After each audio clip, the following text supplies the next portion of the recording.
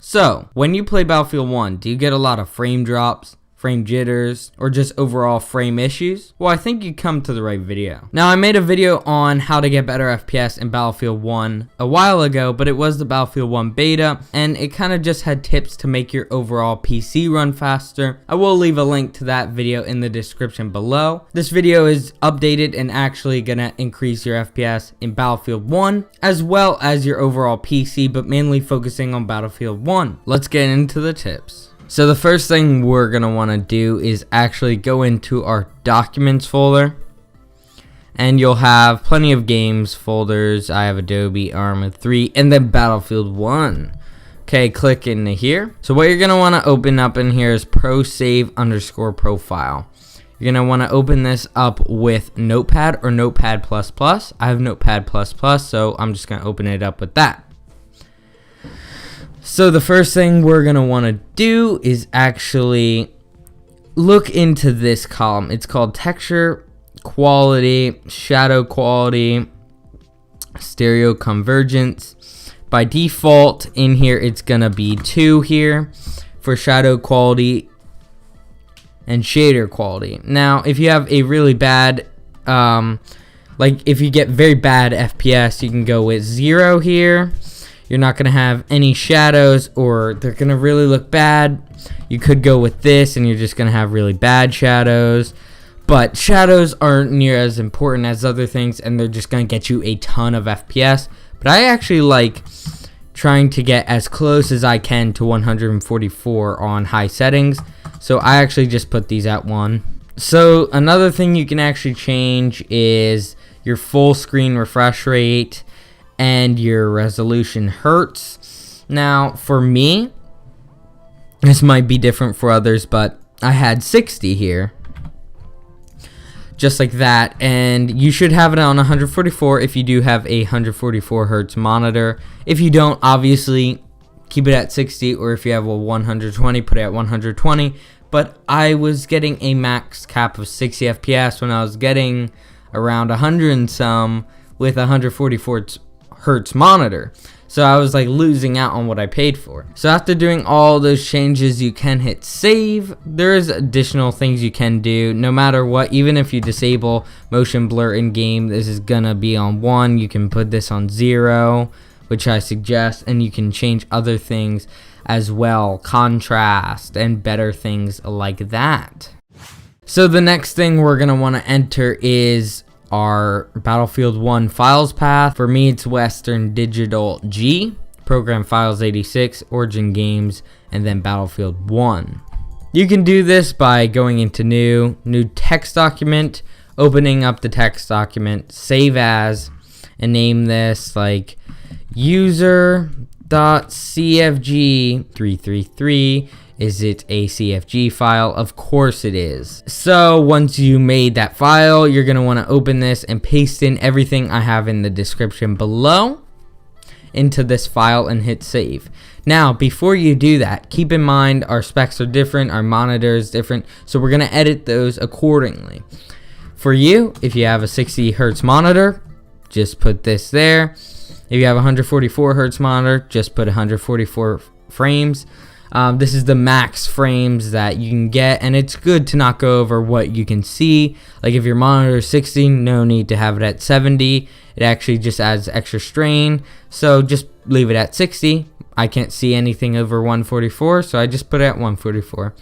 Max processor count. If you have a dual core, please put 2. If you have a quad core like me, please put 4. If you have a 6 core, just put 6. If you have a 8 core, put 8, obviously. I have a quad core, so 4. Nothing else you really need to edit in here. This is just gonna give you a better view distance that is better for your frames and everything like that. If you do want to see your frames on launch up, just put 1 here for draw FPS. Personally, I use Fraps to see my FPS, so I just leave it at 0. And like I said, once you're done editing, just put it in the Battlefield 1 directory. If it's in here, it should work when you launch up the game. So our next tip is we're going to want to try and find Battlefield 1 in Origin. So if you go on to Battlefield 1, like you're going to play it, go into this little gear here called Settings. Go into Game Properties. Advanced Launch Options. So everything that we have in our actual user CFG is right here, because in multiplayer, actually some of those scripts get turned off. So you won't be getting your max frames in multiplayer, but this actually allows them to be on. So I will leave all these codes in the description below if you want to copy them and paste them right here. So the biggest thing I can say that you should do with any new game, any new release, is check your drivers, man. I'll show you how to do it with NVIDIA. If you have AMD, I'll also quickly show you as well, since I used to have an AMD build. So with checking your drivers, I'll leave the link to the drivers for AMD and NVIDIA in the description below. I'll have everything in there. So for the product type, I put GeForce, but if you have anything else, put it there, but most likely you're gonna just have GeForce here. For your GeForce series, so let's say you have a 1080, you'd put a GeForce 10 series and a GeForce GTX 1080. Let's say you have a 700 series and you have a 750 Ti. So that's your card.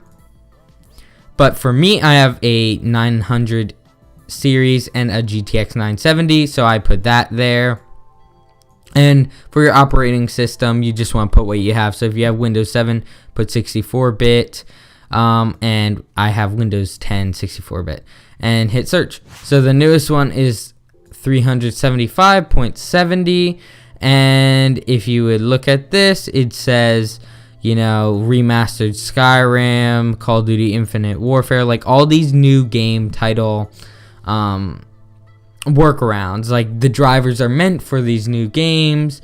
And the last one was even for Battlefield 1. So if you're like 3 updates behind, you might be seeing a huge increase in just updating your drivers with getting new FPS. So for AMD, you're just going to want to go onto AMD's site /drivers. So you can download the automatically detect and install your driver, kind of like the GeForce Experience thing. I kind of wouldn't recommend it if I were you. I never used it when I had AMD.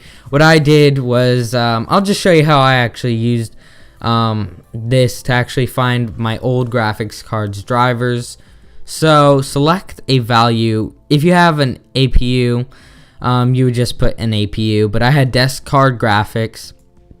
And I had an R7 series. But if you have like if you have an X series, like let's say you have a 480 Radeon RX series, RX 4X series, and then put 64-bit.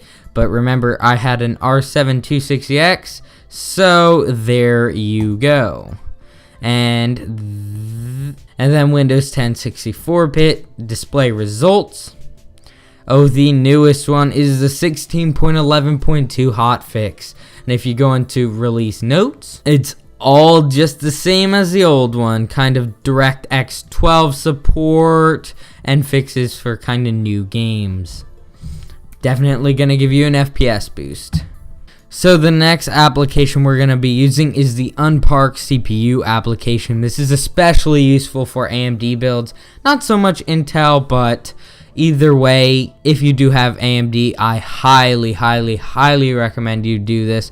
This is kind of for the older PCs, but I still use it whenever I get a new computer. So you're going to want to download this. I'll have the link in the description once again. And you're going to right click, run as administrator. So you're just going to check status. So mine came up as all unparked. But if your cores are parked, you're just going to want to unpark them and restart your computer. I already unparked mine, like I said. So this is a huge tip that I'd like to say. I said this in my last video with other basic tips, but I know a lot of people still don't even have this turned on. But go on to high performance. It's going to make your PC run just that little bit faster, maybe even up to 10% faster. So you could be looking at even 5 FPS. So I'd highly suggest changing this from balanced to high performance. I also did stress this factor, which is the processor power management. Everybody should be 100 for maximum, but sometimes with Windows 7 and Windows 8, by default, this is 5%. So your PC can idle or just use 5% whenever it wants. So change this to 100% like ASAP. It's gonna make sure your CPU is always being used to its max. I just want to say thanks if you made it to the end, and I really do hope all these tips help you guys out. They did help me out quite a bit. I did say I went from about 50 to 60-ish frames to now, as you can see, about 100 to 120. So a huge frame increase, and I really hope it is equal for you guys. And if you guys are coming from the old video, I hope this one does work better for you, and I hope you guys all enjoyed. And if you guys did enjoy the video, please leave a like. If you didn't, please leave a dislike and a reason why, and have yourselves a really nice day, and peace.